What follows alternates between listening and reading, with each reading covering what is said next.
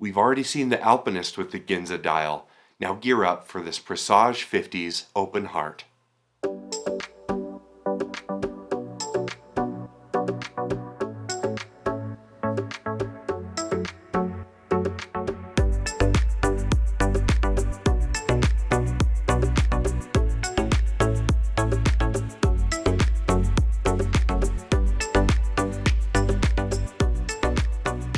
Welcome back to the channel for Right Time Watches here in Denver, Colorado. I'm excited to be taking a look at this gorgeous wristwatch as we previously looked at the Seiko Alpinist with the Ginza dial. This one has a very similar dial and was just as exciting in its own way. But before we dig into all those details, we'll invite you to subscribe to the channel so you catch all of our upcoming videos on beautiful watches like this one. The watch's diameter is 40.8 millimeters with a 47 millimeter lug-to-lug. It's 12 millimeters thick and powered by the 4R39 automatic. This watch has the same Ginza inspiration between the architecture and the cobblestone street. This watch is inspired by that famous Japanese region where Seiko calls home. This time they put this beautiful dial design on the Style 60's case with the open heart. I think this design turned out great, and the contrast between the beautiful blue dial and the black bezel surround looks fantastic. Another lovely design cue that can be overlooked is this gorgeous light blue sweeping seconds hand. It looks amazing in contrast with the dial and matches the remaining handset beautifully.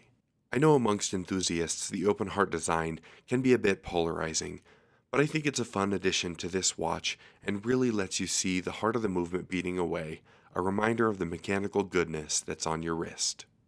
This watch feels very well put together, especially considering it's on the lower price end for a Seiko watch. I think the decision to put this on a bracelet was a good one, as it matches the case extremely well. I love the side polishing as well as that box hardlex crystal over top of this dial. I think the design comes together beautifully and makes this an extremely exciting and wearable watch. It's also worth noting that the crown is Seiko signed, a nice detail. Brazen internet voices love to complain about Seiko bracelets, but if we're being honest, at the affordable price tier, this one is pretty good. The 3-link oyster style looks great, and you do still get a milled deployant clasp underneath this buckle. Really nothing to complain about here, for me. Through this see-through case back, we can see the watch is powered by a 4R39A automatic movement from Seiko. This is similar to the other 4R movements. It's got a 41-hour power reserve, but this one is a little bit different in that it's got that window through to the dial, and it has a 24-hour hand as kind of a small sub-dial on the front. This is a great movement and really helps keep the cost down on this series.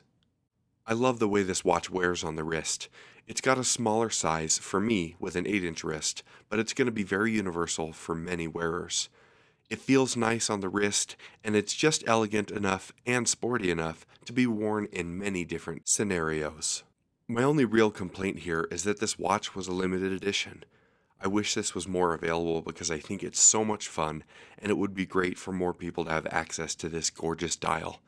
Now that being said, the other side of the coin is that makes this even more desirable and fun for the collector moving forward. I think this is a great watch and fits in wonderfully with the 140th anniversary celebration. This watch may always be looked at as the little brother, but that doesn't mean it can't be great on its own.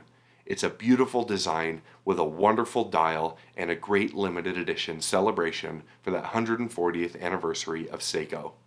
This limited edition was sold out, but if you'd like to purchase any of our other watches, please visit us at righttime.com or give us a call. We're always happy to help. As always, thank you so much for stopping by, and we'll see you next time at Right Time.